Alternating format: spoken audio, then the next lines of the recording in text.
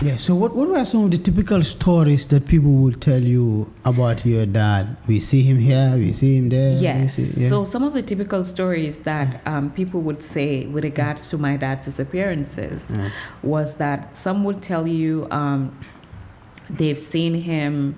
I could remember there was this lady who told this lady was somebody that this lady was somebody that people believe that she was an NIA official, right? Yeah. Who told my mom that he had seen, because he said they usually go for frequent visits at mile 2 to check inmates or whatever. So he said he saw my dad at mile 2, but he was sitting in a wheelchair, crippled. You know, that had installed hope in us to say at least he's alive. Yeah, and then someday we will get to see him.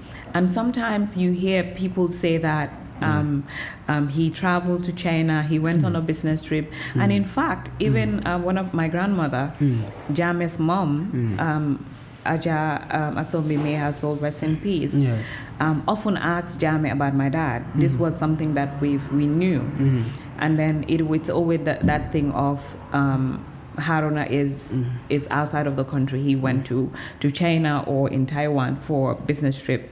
Okay, so the story from the former president was that your dad is on a business trip. Yes, is on a business trip. Okay. And many stories. And then it got to a point, my aunt, my dad's sister, that's Masi, was the only one in the family who was vocal about my dad's disappearances, who went to Jammeh himself to ask him about the disappearances of Haruna. Because Masi was very close to my dad. Masi was Masi was somebody who was very close to my dad. And then I guess Masi knew what had happened. So he went to the former president to ask him about the whereabouts of my dad. And she was also disappeared. Yes, I had she disappeared like the way your dad disappears as well.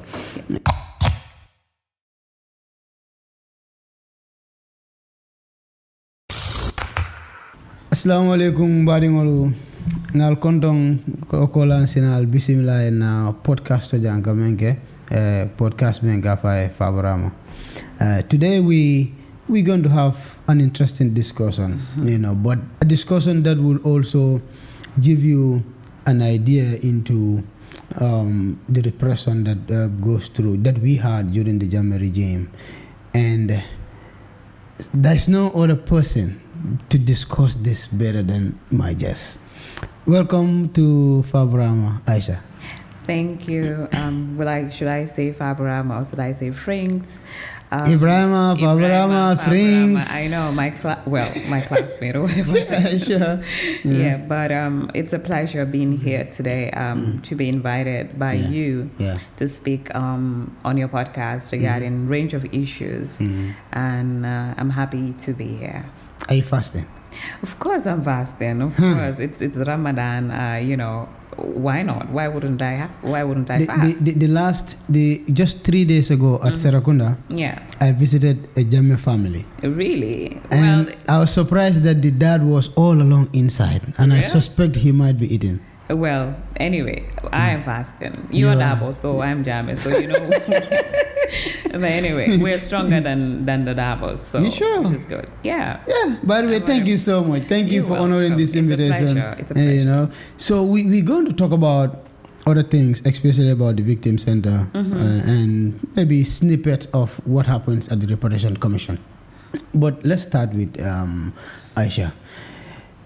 Aisha, just tell us in 30 seconds. In 30 seconds. Yes. So my name is Aisah Jammeh. My government name is Aisah Jammeh, but I go by Aisha Harun Jammeh. A lot of people know me by Aisha Harun because my dad is Harun, so I decided to use my dad's name. And then also a lot of people called me as well IJ when I was going to school. I was in that was comprehensive, and a lot of people call me by IJ. Yeah. And also, I have another name, Ayaye, which is mainly my family name. A lot of people who know me, if you call me Yaye, I know that we grew up together, or you've known me from childhood. This is how everybody in my family calls me Yaye, because I, like you say, Yai, like mother. Yeah. So I was named after my grandmother, my mom's mom. So they used to call her rather Yai. Yeah. So same thing. Anybody who calls me Fabu,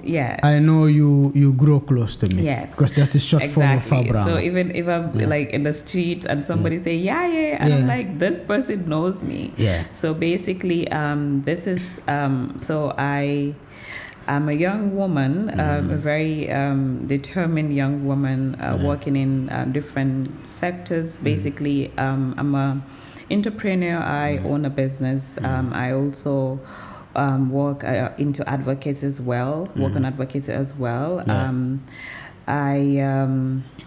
My background is social work. That's what I studied. I work with young people. I've worked with victims of rights violations, and I've done a lot of youth work as well. And regarding the business, I do peanut butter. I'm the owner of Aisha. I could say I used to be a customer. Yes, I'm the owner of Aisha. It's a peanut butter brand.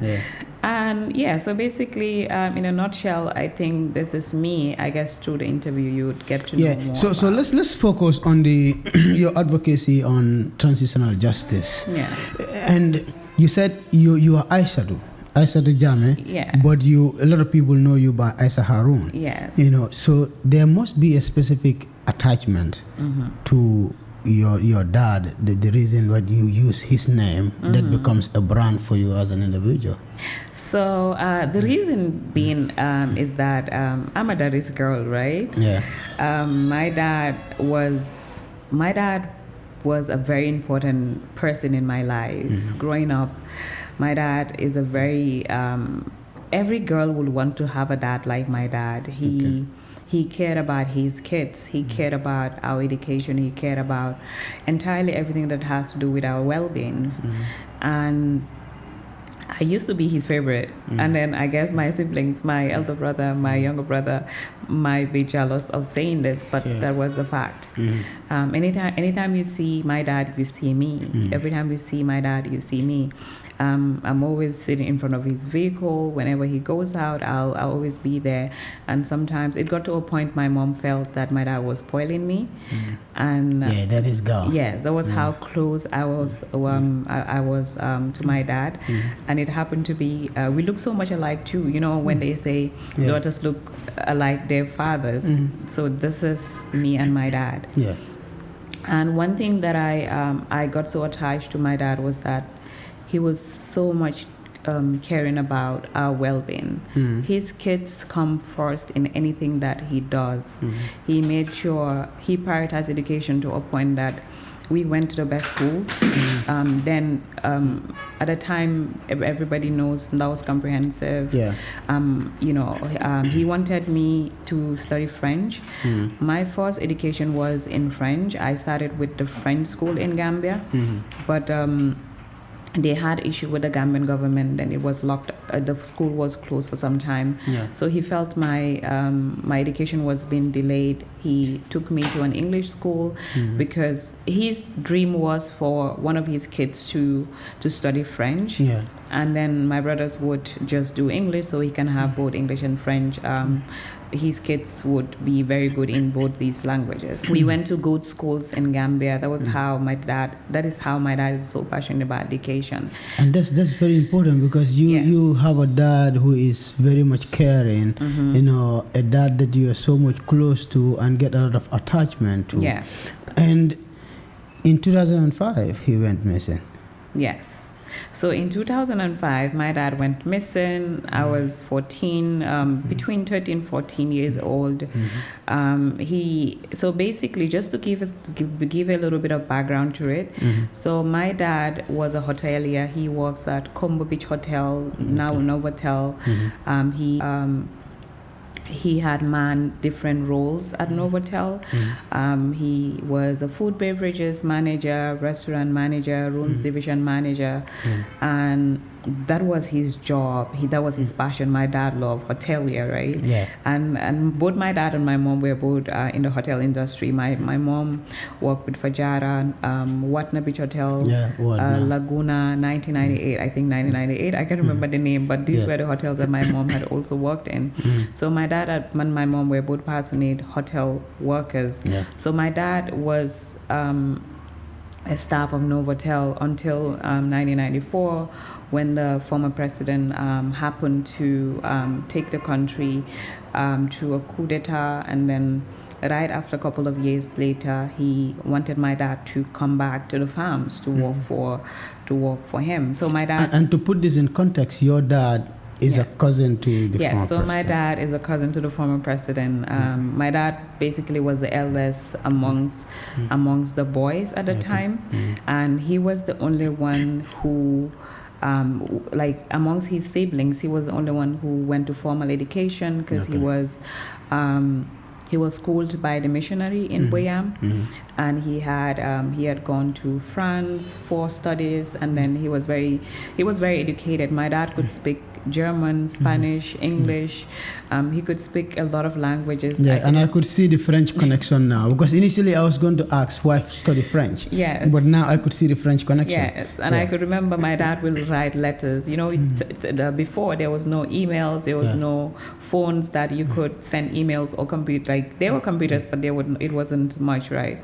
So the boys at the beach who had wide friends abroad would come to my house, my dad, to read their letters that their friends would send to them, and he would send replies for them. He would write his replies for them. So fast forward, my dad was, the former president asked my dad to go back to the village to help him basically with the family farms, because knowing my family, we were into cattle rearing, we were into farming. A lot of farming activities were happening back then in the village. So my dad decided, you know what, why not? My brother, he's like a little brother to me. I would just go. So, my mom was against it, because my mom was very reluctant a bit. It's like, no, you don't have to go. My dad's, no, he's my brother. Like, I don't see him as a president, I see him as my little brother. So he went back to the village to help his brother. So he relocated to the village to take care of Canelai family he would farms. be in Canelai, let's say a week, and comes back on Friday. So it was basically in between Canelai and the house. Sometimes he comes mostly here, but most of the time he spends it in Canelai. Yeah, so, because of his responsibilities. Yes, because of his responsibility, because he was the one supervising the work at the farm. He was the one paying the people that were working in the field. He was the one who would travel to Senegal to take the proceeds of the farm, like tomatoes. I could remember there was a time I traveled to Senegal, and I met up with my dad on the way. So basically, this is how caring my dad was. It was a school trip that I went to in Senegal. So on our way back, we had a car, like our tire, we had a flat tire or something. The boss got a flat tire. So I communicated that to my dad, and he was going to Senegal. So on his way coming to Senegal, he got me a lot of food for me. Then he told us where, because the car had a breakdown in a very remote village. It was a very small village around the Senegal region. So my dad had to bring a lot of stuff for me with other people that I was with. And then he stopped at the village. I could remember with his pickup with other people that he was with. He dropped that for us, and then he proceeded. He gave me money, and then told us to be safe and all of that. Then the affection grows, because know daddy's love is always there. Yes, that is love. Love is always there for me. And then, so basically, he was between Canelai and our house, but that doesn't stop him from regularly visiting our schools. He will come to our schools often until all my teachers knew. All my teachers would ask me, "Where's your dad? We have not seen him," because he made sure he comes to our school often. And he always brags about, I was an A student, right? I was always first, second, third. First, second, third. And whenever I don't have first, I don't have second, sometimes I cry. And he will tell me, no, you don't have to cry. You're still an A student, right? I remember in my class, a few days ago, I was talking to one of my friends who lives in the United States, and he was making a joke out of, it was like, your mom, time is school, so I'm going to take first and then joy. Right? So I know that feeling. You know that feeling? Definitely. So my dad made sure he follows up on all my courses that I do, all my lessons in class. He made sure, even my dad was very good in English, right? And we were used to speaking English at a very early age because he would speak English to us. And that's reflecting in how you speak, so comfortably, so calm, so nice. The English is English, you know? So he would speak English to us at a very early age, and sometimes he would pronounce a word wrongly, and he would be like, "No, this is not the way you pronounce it. This is the way you pronounce it." So that was the life that we grew up with, and then he was so passionate about our education. So when he moved back to Canelai, he would take us to Canelai, let's say weekends, right? Then my little brother was very young, because my little brother would be a toddler at the time. So my little brother I remember my little brother, when we go to Canelai, he doesn't like to eat the food that will be prepared. He wouldn't like the food that will be prepared. And then so he likes to eat ponce, right? Where do you stay? You stay at the family house or at Woni? At Woni. We live in Woni. You live in Woni with the former president? Yes, we live in Woni. So we live in Woni. So Woni is our house. So basically our house and the former president's house, there was like a fence, but there's a little door where you can go in and then go to his house. So we live in Woni. My dad lives in Woni. He has his room there. He has everything there. So when we go to Canelai, when my dad early in the morning, he goes into the field, into the farms, and then sometimes he goes with us. He will put us in his car. Then we go to the farm. Sometimes we go to the animals. Sometimes we even go up to the Casamas border because it's very close. Because there's another zoo that is around that end where we would go to. Sometimes we go to the fish pond. So it's more like he also want us to get used to that life in the village. And every weekend, sometimes the driver comes picks us up, or he would come all the way to Combo and get us and take us. And every weekend looks like an expedition because you explore more when you go for weekends. We explore more, and it is excited how I'll always go back to school, and my friends, I'll tell them, oh, we went to Canelai, this, that, and that. So it was very exciting having to experience that life as well. Though going to school here, but we go to the village, and my grandmother was also there. My dad's mom was also there. My other family members, my dad's brothers, and other people that were very close to my family. I get to interact with a lot of them. And fast forward, when this happened to my dad, it had shattered a lot of my connection, I would say my reality. So how do you get to know about your dad's disappearance? So how we got to know my dad's disappearance basically was through a phone call that my mom received. So my dad actually spoke to my mom well before, because we knew that my dad used to have some heated issues with the former president at the time. He used to have, because my mom would always tell us, oh, your dad spoke to us, though I was very young, but my elder brother was older. He gets to my mom gets to tell him that my dad had a heated argument with the former president, and then my mom would always advise him to, just let him be. My dad would always insist, knowing my dad, he's very apt when it comes to things. He always makes sure he followed things to the latter, right? And he would always my mom would always tell us that your dad is strong-headed, right? Because I always tell him not to follow Yahya in certain things that he does, but he wouldn't listen. So my mom received a call from my dad, telling my mom that, he had that very day, he had a very heated argument with the former president. And then, but my mom told him to come back. My dad said he's not going to come. He's not going to come, and he's the eldest. He always makes sure, like, his authority, he always makes sure he holds onto it, right? Yeah. He told my mom that, no, he's not going to come because he is his younger brother. Yeah. And he's going to speak to him as his younger brother. He's not seeing him as the president. Right? Yeah. And if he does things that is not right, he had to make sure he corrects those things. So, and then I think he called my mom again to tell my mom that they said they're gonna take him to NIA. Yeah. So I think that was the last time we heard from him.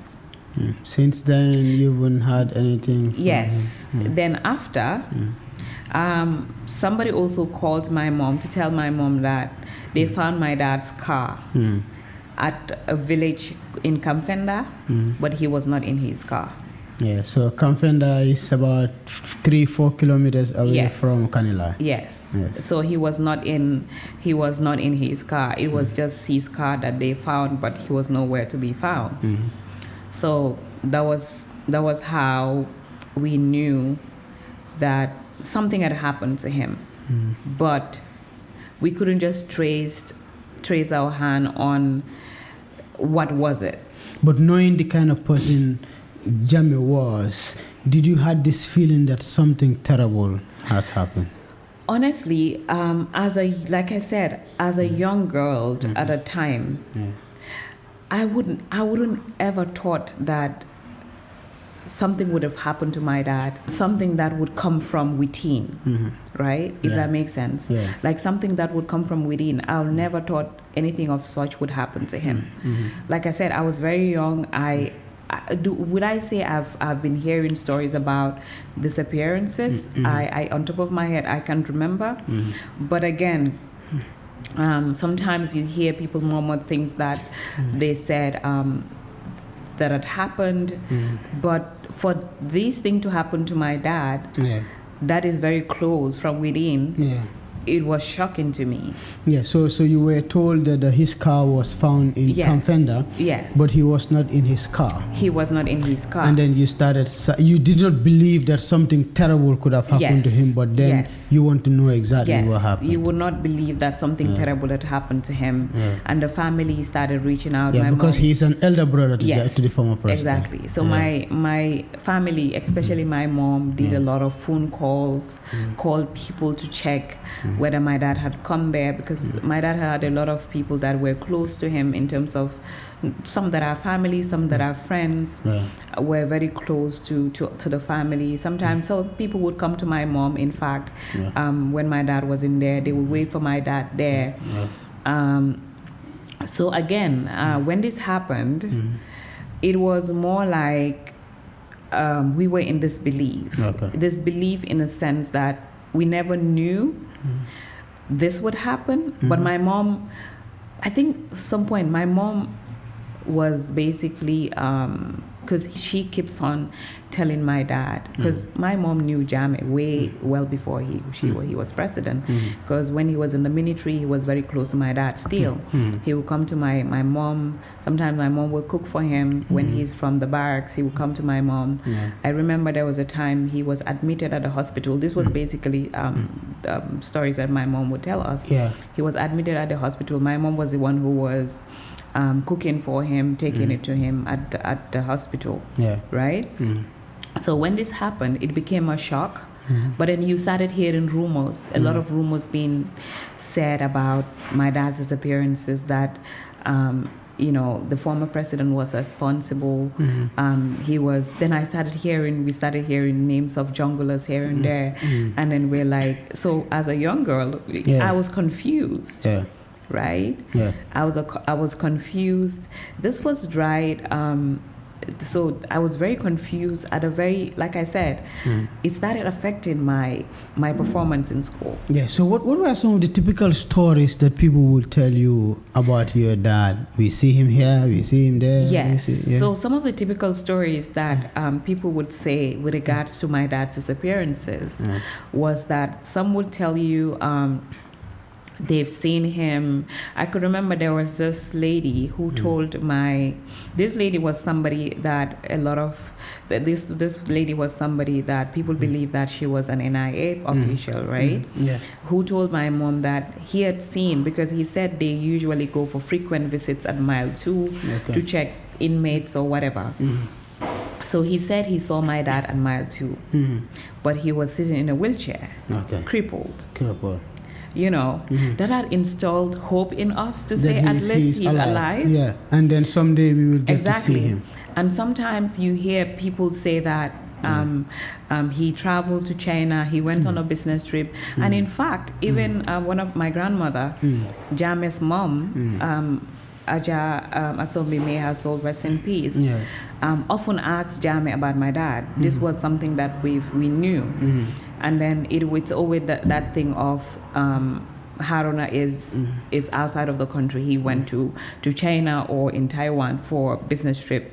Okay, so the story from the former president was that your dad is on a business trip. Yes, is on a business trip. Okay. And many stories. And then it got to a point, my aunt, my dad's sister, that's Masi, was the only one in the family who was vocal about my dad's disappearances, who went to Jammeh himself to ask him about the disappearances of Haruna.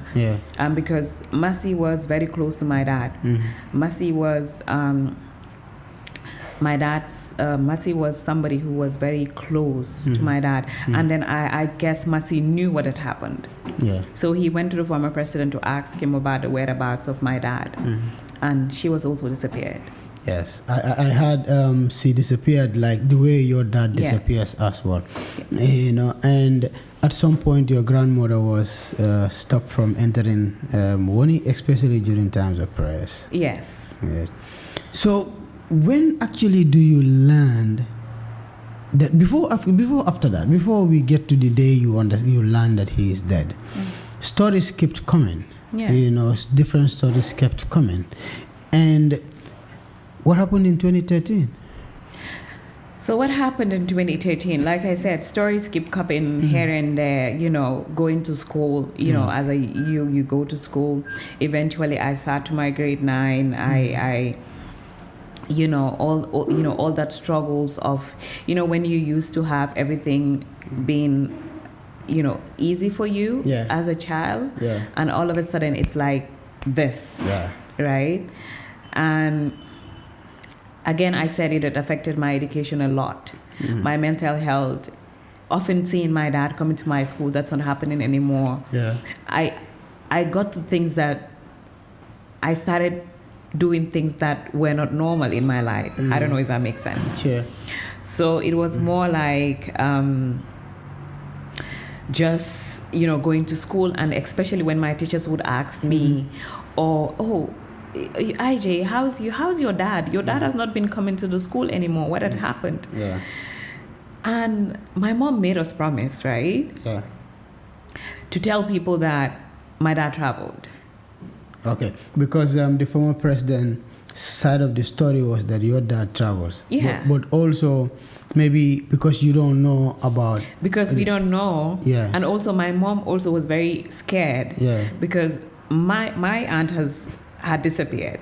Right? Because of your dad. Yes. And your grandmother was stopped from entering Woni, especially during times of prayers, because of the same issue. So my mom was basically scared. If we start, you know, saying, like, the rumoring, certain things, it might be, they might come also after my family, or, you know, my mom was... I understood. When I grew up, I understood my mom was trying to protect us, right? So she told us when we go to school, when people ask us, we tell them that my dad had disappeared. I have been saying this all my life.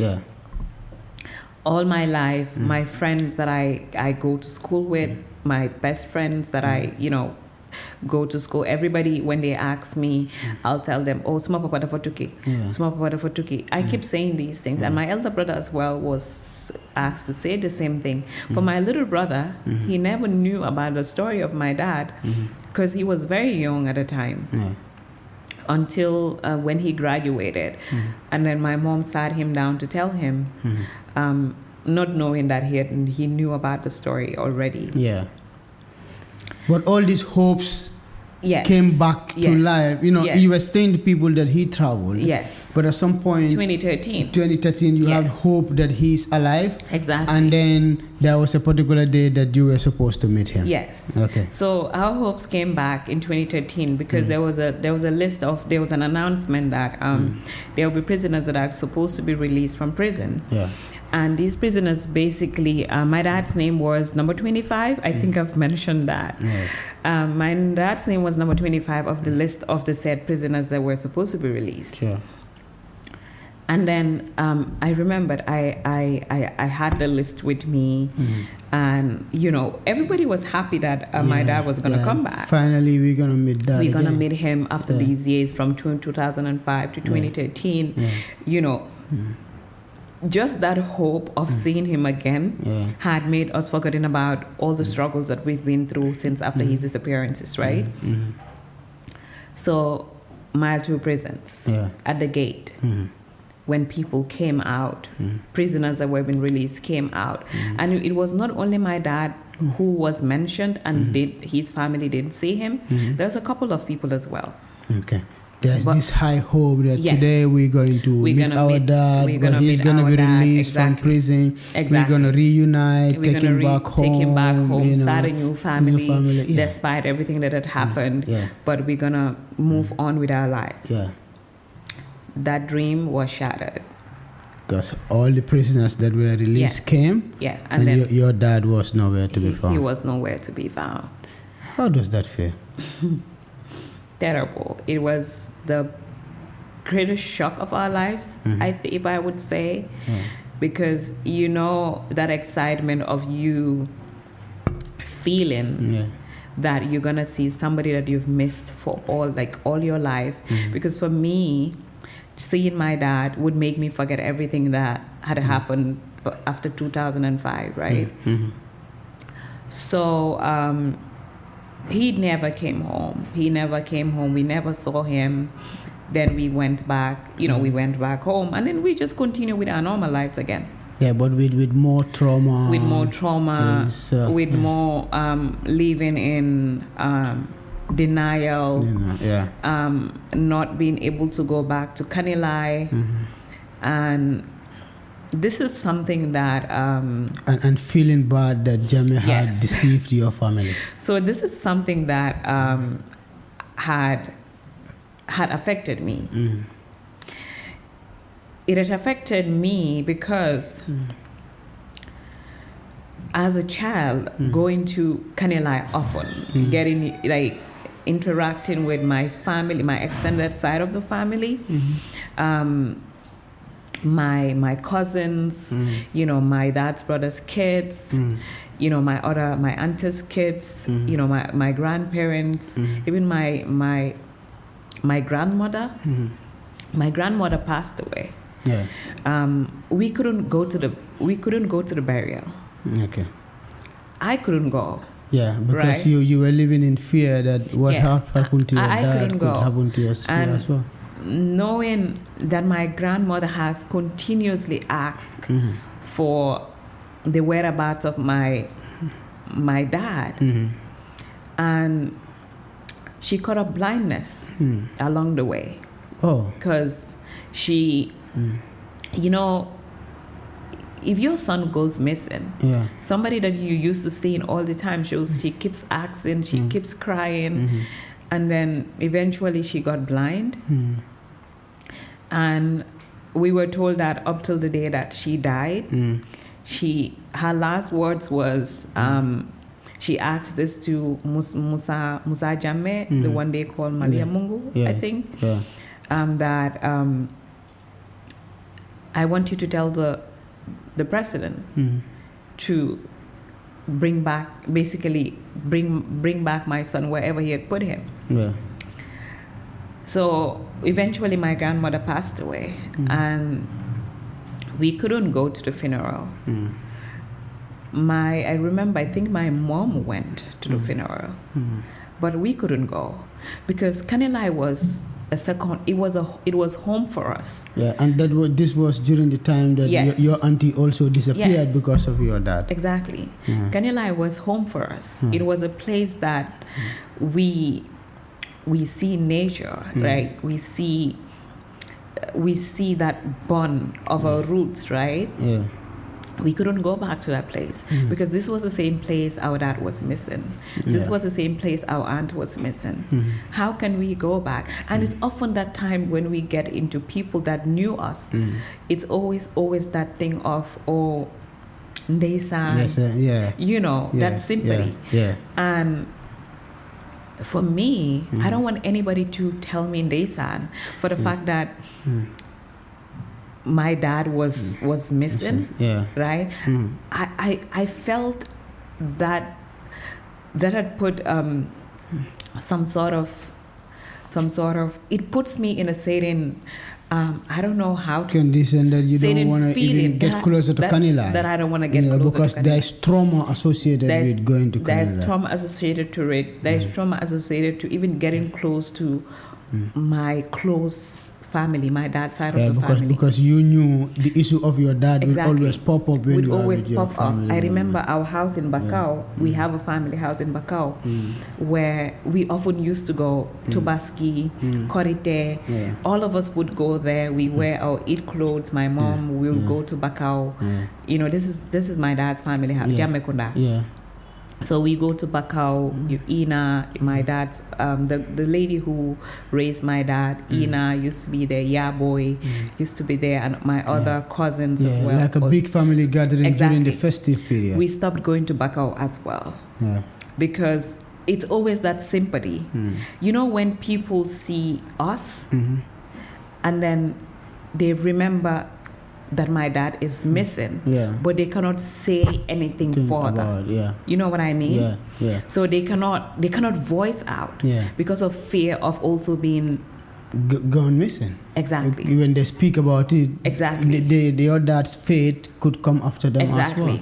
So we lived in that circle of people being not able to speak up, right? People not able to speak up about what had happened to them. Because of fear. And because of they don't want to look bad in the face of someone. Or they don't want to get something of a mischief like other people does. So, but fast forward before the stories came out in the TRRC, you would have known already that your dad was killed. So basically this was bylaw. Okay. Bylaw, no, before bylaw, it was Fatu Kamara. Okay. Fatu Kamara, Fatu Network was somebody that my family we've always reached out to when she started the Fatu Network. I remember my brother would Facebook, create a Facebook account. I also created a Facebook account. We reach out to Fatu Kamara.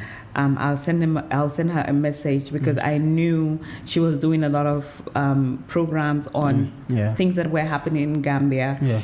I remember the first time I reached out to her, and then I reached out to her to say, "Hey, Auntie Fatu, how are you? I'm this. I introduced myself, not knowing in fact Fatu." Her family house is like she and my mom's side of the family are very close, but I guess she didn't know that my mom was my mom at the time. So I'll reach out to her to say, "Hey, Fatu, I am the daughter of this person. Do you know any information about my dad, who was this, and my aunt who was this?" And I remember there was a day she was supposed to have bylaw.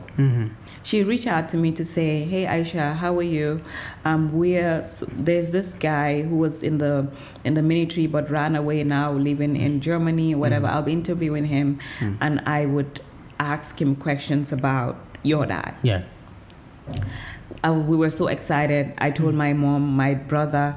I remember and then she told us, and I asked her, how do we get the Fado network? She said, you have to download the app on your phone.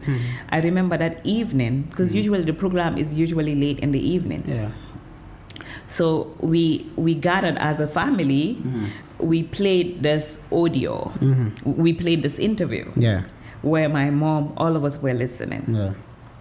And he was asked this question about, and Bailo in fact says, oh, Jammeh sah dafa rey brodam ak sistam. And this brother so in this brother and sister basically is meaning your dad and your auntie. And my aunt. Okay. So we've had that. Yes. But it got to a point where you live with a certain kind of trauma, you live with a certain kind of pain when you hear something that maybe you've been hoping to hear for the longest time, and you're just hearing it.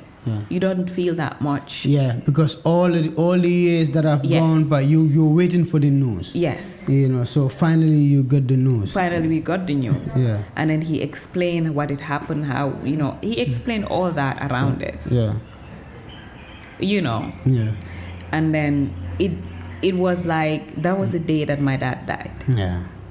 Other people, other families started reaching out, calling us, calling my mom, sending condolences, and all whatnot. And you got re-traumatized again. Yes, we got re-traumatized. And enforced severances is one thing, so long as you are not able to see remains of that individual, the violation continues. You continue to suffer the violation. Yes. Right? So basically, the trauma became fresh again. Fresh, yeah. But after all, at least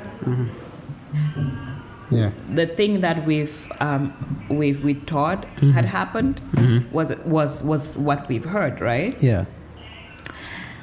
And we went back to our normal lives. Yeah. And I always say this. My mom have been the backbone of what we are today. Like what, thankfully, I am. My brother is. Both my brothers are. Because she had never stopped a day of making sure we lose the opportunities that we used to have when my dad was alive. She ensured that she's there as both mother and a father. She made sure we maintain our schools. She made sure we maintained ours. Because she didn't want people to start having that suspicious that something had happened. Yes. Right? Yes. I was at Ndaus. My elder brother was at Ndaus. My younger brother was also at Ndaus. She started doing all sort of businesses that you think of. Yeah. Because when my dad was alive, my mom used to have taxis, right? These like taxis. He had so many taxis. Yeah. Which obviously would provide income for the family. She also had a tailoring workshop, and then she started selling food at a house. We had a local restaurant at the house, which was paying our school fees.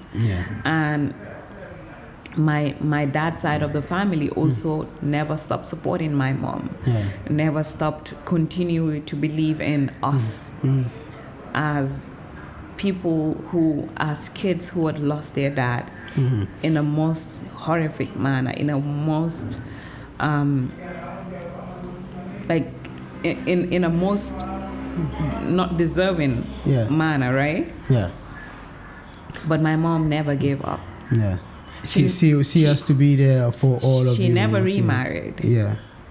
For the respect of your dad. She never remarried. She made sure we had everything. Yeah. And I always say that my life could have been anything, right? Because at a young age, having everything that you wished for, right, as a child, and all of a sudden you don't have it anymore. Yeah, that's right. It's something that could cause a lot of trauma. But I think you could be more traumatized during the TRRC too, because yes. I think in Malik Jada's interview, your dad issue came up, and Oya. Yes, Oya and Malik Jada explained how your dad was picked up, and you know. How does that feel? So during the TRRC, because like I said, I've been into this. So just to take you a little bit back. So when my dad went missing at that age, I made a commitment to myself to say, the world would at some point hear, and I will make sure that justice is served for my dad and for people who were affected by human rights violations, right? So basically, my career path changed. In terms of, my dad wanted me to be a chartered accountant, and then he would always brag about, he always tell his friends, my daughter would be a chartered accountant. But fate happened.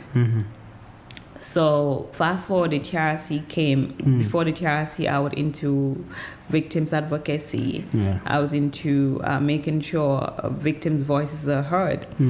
And the TRRC came, and I've done a lot of work behind the scenes, even well before the TRRC, documenting stories of victims, which had helped the TRRC to really establish. Because at the time, the Victim Center was the first organization that was established. Before the TRRC. In fact, we shared our database with the TRRC. In fact, we trained some of their, personally, I was part of the people that have trained some of their statement takers. So let's take that record straight. Because of your history, you were part of people who set up the Victim Center. Yes. And then some of the work done at the TRRC was influenced by the prior job that we have done at the Victim Center. Yes. So we had done a lot of work, documentation from across the country, because I have a background in human rights documentation, which had helped me influence the work that I was doing. So we take statements from victims to gather, because at the time we didn't even know that there would be a TRRC, right? But it was just people who were affected. Who came together with a passion to ensure justice and accountability is served. So we supported the TRRC to a large extent by sharing our statements with them. I remember our first meeting with the TRRC when the lead counsel and other people were hired initially. We had a meeting with them in terms of how we're going to collaborate with, how they're going to collaborate with the Victim Center. And then we ended up signing an MOU with them to be able to share our statements with them. Though we didn't have the mandate to investigate, but the TRRC had a mandate to investigate. So they would also further call these victims to take a much more detailed statement to be able to see some elements in terms of human rights, because just human rights documentation is different from just merely taking random statement from people, because there are certain elements that you look at. For example, I'm just giving you a bit example, just to give it a bit context in terms of when you're documenting cases around enforced disappearances. You look at certain elements. There's certain questions that you ask to your interviewee to be able to extract information where you would see these elements of enforced disappearances in those statements. The same with torture, the same with sexual violence, the same with other violations, right? So those were documented. And through the detailed documentation and the work of the TRRC, that's when this interview, two testimonies that you were talking about came up, Oya and Malik. So I remember well before they came to testify. We were called at the TRRC, not just me, just my family, but other families that were affected by the junglers. I remember we were called a day before, I think, on top of my head, I think it was a day before. It was on a Sunday evening. We were called, I think, on a Saturday or Friday to come to the TRRC on a Sunday to meet with some of the investigators and psychosocial support team. Just to tell us that, the junglers are coming with the hearings that they have in the Monday throughout that week with the hearings of the junglers. And they told us that the families are welcome to come to the hearings. Yeah. So the day of the interviews of these junglers, we went. My family was there. We all went. For me, I always say that, I've already had that. My dad was dead, and I heard how he was killed, which was narrated by Bailo. So maybe I wouldn't, it wouldn't do anything to me when I hear somebody saying it. Yeah. But I was wrong. So we went to the hall the day that Oya was testifying. Yeah. He was asked by the lead counsel about my dad. And he was asked again repeatedly, how did you kill? Which other operations were you part of? He said the killing of Haruna Jammeh. And he explained explicitly how it happened. I couldn't hold my tears because Oya was somebody who my dad had helped. Even despite that, I don't think any human being deserved to be treated that way. Aside from, let's just say, my dad being my dad, any human being, not even a human being, anyone, even an animal, doesn't deserve to be treated that way. So you broke down during Oya's interview, Oya's testimony. Yes. Any human being doesn't deserve to be treated in that inhuman, degrading manner.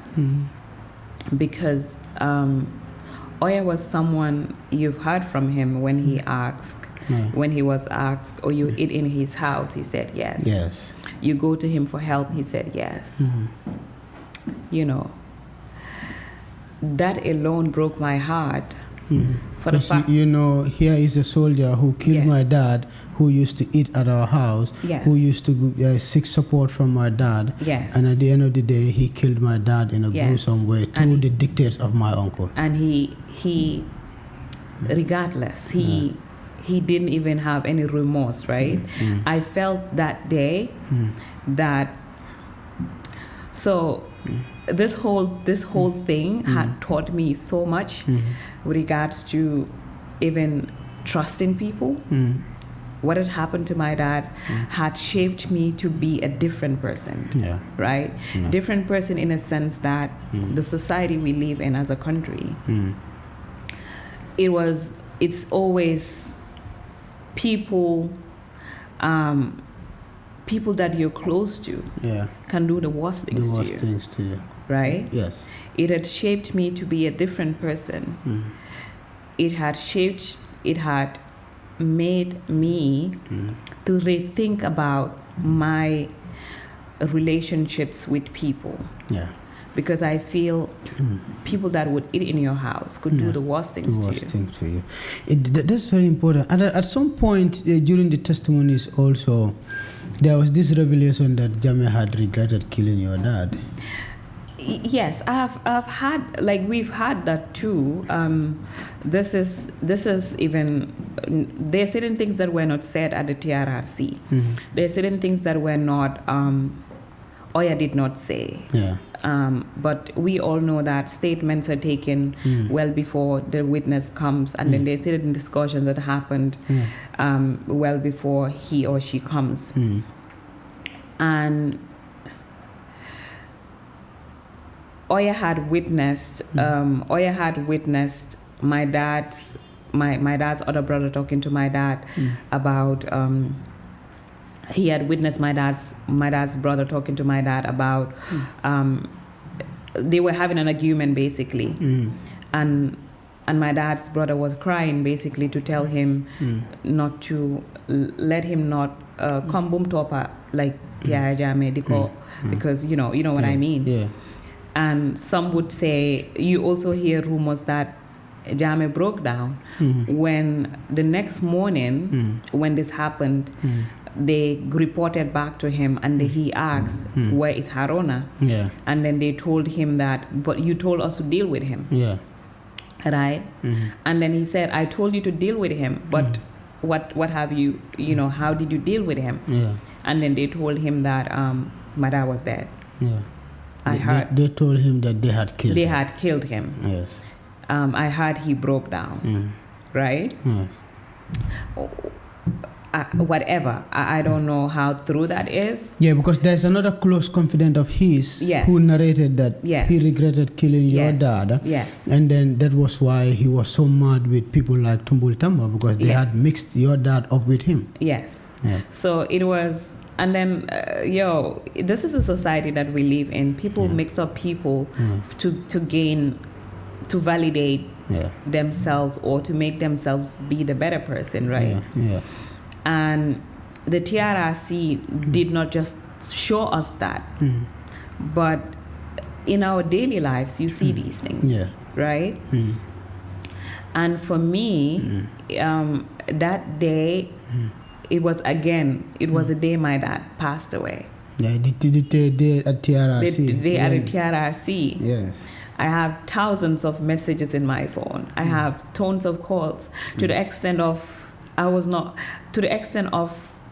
just want to leave this world. I remember I went to Cape Point Beach. Yeah. Cape Point Beach, it has a lot of stones. Yeah. I went and sat on those stones. I was there up till late at night because I just didn't want to go home, or I just didn't want to see people because I feel that it's again people telling me Ndesan, right? Yeah. And that Ndesan is I feel when people tell me Ndesan, I'm being put in a position of people pitying me. Yeah. And I didn't want that. Yeah. That keeps you down. Yes. And you never want to be down. You want to be that strong, bold girl. Exactly. Yeah. I always want people to see me as somebody strong. Yeah. And then sometimes there's this friend, and a lot of people think that I'm strong. And I later realized that I am not strong. And I realized this when I started doing therapy, right? It has been years of me going through therapy because what I thought I was, I'm not that. Deep down, I'm the weakest person ever because I portray to be the strong person. I portray to be this person who wouldn't break down. I portray to be this person who maybe even doesn't care about my dad was disappeared or my dad was killed in this horrific manner, right? Yeah. So I realized this when I started doing therapy. I always break down during my therapy sessions, and my therapist will have to reschedule and start again because I feel that I was weak. Yes. I haven't healed from what had happened to me years ago. Yeah. So that was said, and there was this thing that caught me.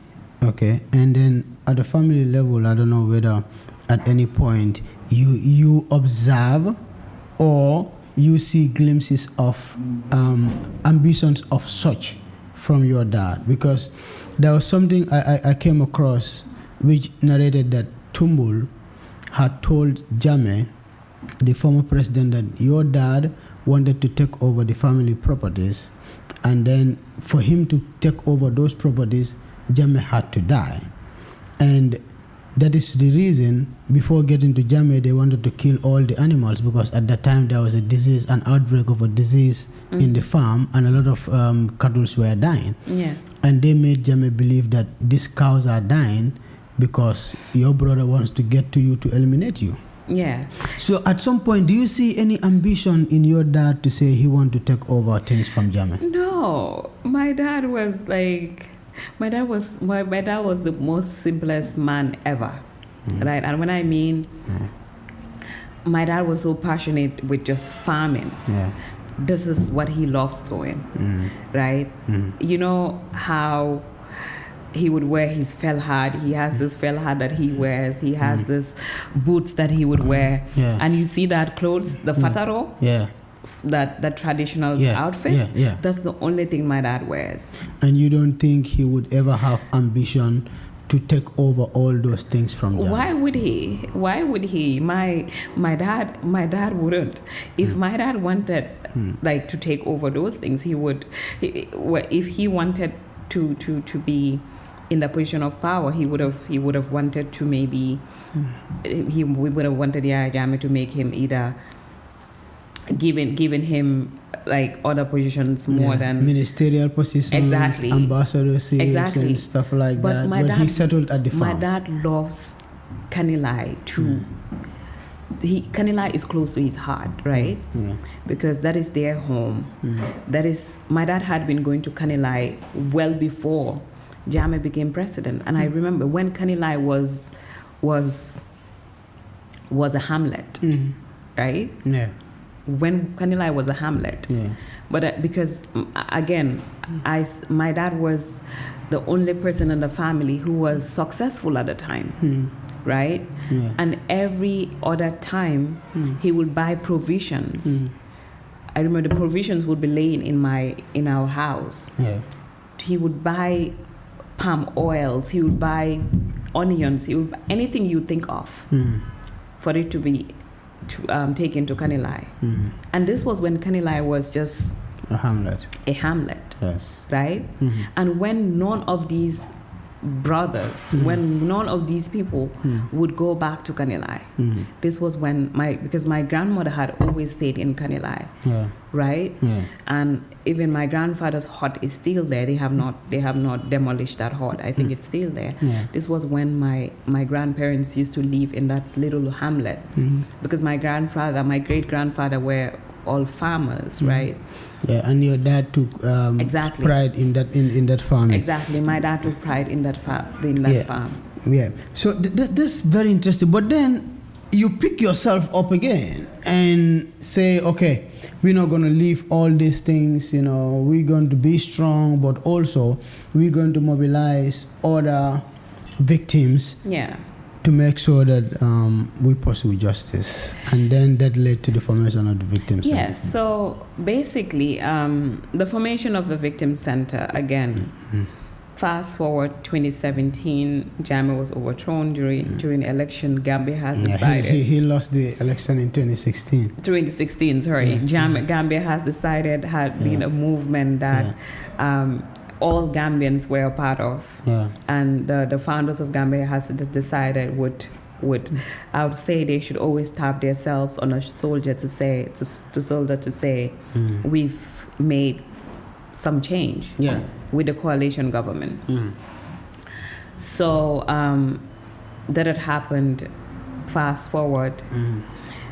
Through Saul Menga was some guy in the diaspora who had known a lot of April 10 and 11 because they were part of the Duga at the time. Yeah. So right after 2017, right after 2016, then 2017, Fatu Kamara invited me and my brother to speak on the Fatu Network. For the first time since my dad went missing, we were vocal publicly. That was in 2017? I mean publicly. Publicly, okay. About my dad. Okay. So we started speaking, like we were interviewed, and a lot of people, because a lot of people in Gambia did not know, because the way we lived, we were not out there. Yeah. My mom made sure we were... Yeah. We live a low life. Nobody knew who we were. Yeah. And nobody knew that my dad had kids that were grown, right? Who are this vocal. Yeah. So a lot of people reached out to us through that interview, the likes of Saul Mengas and many other people, right?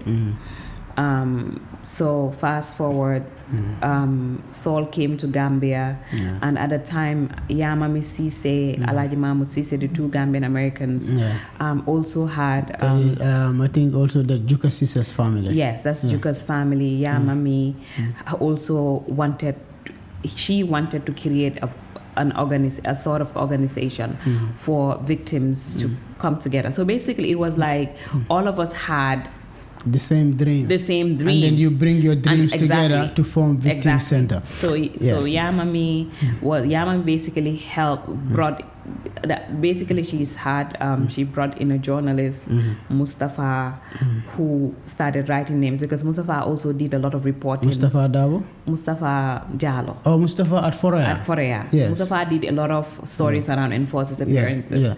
So Mustafa was helping Yamami through Saul. Yamami also spoke to Saul. Saul was like, I also know some of these people. Saul reached out to me, reach out to the likes of Yusuf Mbai, Siga Jan, Siga Jan as well, reach out to the likes of this guy, Abdul Karim Jammeh, because November 11 had already had a group, right? Yeah, and then the Victim Center came into being. Yes, so our first meeting was 6 of us. In Bigelow. There was this local restaurant in Bigelow where we sat and then have a meeting. That was the first time I met with all these people. Myself, my brother. I came with my brother. We met Yamami. We met Yusufa. We met all these other victims that were there. So we talked about what we intend to do. But then again, we thought of, why not open it up to other people to come in and join. So that was the formation of the Victim Center there. So we have 5 minutes to go, but we have to say this. You were victims who came together with one ambition, to ensure that there is justice and there is accountability for the human rights violations that had happened under Jammeh. Yes. But there were troubles along the way. There were rumors that you were not all together within the process. Well, in any institution, in any group, there's always how to call it. There's always the odd ones, right? And the Victim Center was no exception, right? We had the odd ones, people who had other intentions that were aside from the main goal of why the center was being set up, right? And again, I wouldn't delve more into that. But again, at some point in my life, I think, would it be me writing a book about entirely victim At center? some point, you felt that the purpose of building the center was defeated. Not entirely defeated, but somehow defeated. Yeah, the purpose is still there. The purpose is there, and the people there are people who are there that have the passion to realize, to see what the center would look like in the next 10, 20 years. Right? Because the main reason the center was set up was to ensure victims' voices are heard. But again, there's always odd ones. There are always odd people, odd elements within a group of people. We will do a special 1 hour on this, because this is something we have to explore. But again, when we talk about when you talk about, we've always talked about issues of constitutions. We always talk about term limits. We always talk about people respecting their terms, right? So if you have an organization that was set up to ensure justice and accountability, and you have few elements that want to do a constitutional coup d'etat, like just tampering with the constitution just to stay in power, just to entrench themselves in power. And you were fighting against someone who did the same thing to entrench until they were victims. Victims. Yes. And then you have people who want to entrench themselves, and then you sit back and ask yourself questions about what is happening, right? And most of they would. So they were trying to make a fortune out of the mischief that happens to their relatives. Not necessarily fortune, but maybe for whatever reason they just want to hold the place at ransom. And then we had vocal people at the center at the time. We had people that were very vocal, people that wouldn't allow that to happen, right? Had to put our foot down to say no, this can't happen. And then fast forward, finally the reparation commission after the TRRC, I think part of the recommendation, then the Reparation Commission came up. Yeah. And you are a commissioner in the Reparation Commission. Yeah. You might not be in position to speak on behalf of the commission. But, exactly. Judging from what had happened from the TRRC to what you aim to achieve from the Victim Center, do you believe that the government is doing enough to ensure that there is justice and accountability for victims? In terms of justice and accountability, I guess so. I think one of the things that I always say is people have not really followed the process right after the TRRC. Yeah. So there had been a little bit of disconnect with regards to people having interest in the process. I think after the TRRC, people had lost interest because TRRC was a public hearing, right? But some of these processes that are currently happening now, they're not, most of them are not, they're not public hearings, but there had been efforts, right? Yeah. Me working in this space, being somebody who had, after TRRC, now post-TRRC, there had been a lot of things that had happened in terms of the recommendations that were made by the TRRC. You have the setup of the special tribunal, special accountability mechanism process. There's already the SPO, which is the Special Prosecutor Office. You also have the Special Accountability Mechanism, which is the SAMS that had been constituted, right? And you also have the Reparations Commission that was also constituted. And in terms of the payment of reparations, as you could see, the commission have started paying out reparations from victims from 94 to 96. And you also have other processes that had happened internationally, and that is through the support of the Gambian government. For example, the case of Bailo in Germany. You have Michael Sankoria in the US. You also have Usman Sonko in Switzerland. So these countries have mutual legal assistance with the Gambian government in terms of providing them with information with regards to some of the hearings at the TRRC. But do you believe we are on track to prosecute Jammeh? Or do you in fact believe that Jammeh will someday be prosecuted? Will I want to talk about anyway? I think for me, the arm of justice at some point would get up to whatever, including Jammeh, all the perpetrators, including Jammeh, because it's about. Oftentimes, when we say that, like sometimes, when we say, you hear some people would say, have you ever seen Jammeh committing these crimes? Or have you ever seen him taking a gun or a knife, killing this individual or doing this to this individual? It's not about seeing him as a person committing these crimes, but it's about accountability. He was the father of the nation, right? He was the alpha. As the leader of the country, as we always say, must be accountable he was the for the atrocities that were committed during his regime. He was the Babili Mansa. Right, as we and in fact, I used to like that song. The Babili Mansa song? The Babili Mansa song. So he was the Babili Mansa. And as a Babili Mansa, the overall alpha and omega, you were the commander-in-chief of the Gambia Armed Forces. And remember, most of these violations are committed by state actors. And you are all knowing, you are all hearing. Anything that, especially somebody who is close to home, got disappeared. And you have not prosecuted anyone. You haven't asked questions. You haven't really done anything much in search of that individual. Then who then should we ask? Of course, him. Right? So at the end of the day, for me, it's about ensuring the right thing is done. Right? And when we say and obviously, he needs to answer some of these questions because and you are optimistic that someday the right thing will be done. Someday. So his name has been mentioned over and over and over during the TRRC testimonies by junglers who would come to say, Jammeh made me, I took orders from Jammeh, direct from Jammeh. He needs to clear his name.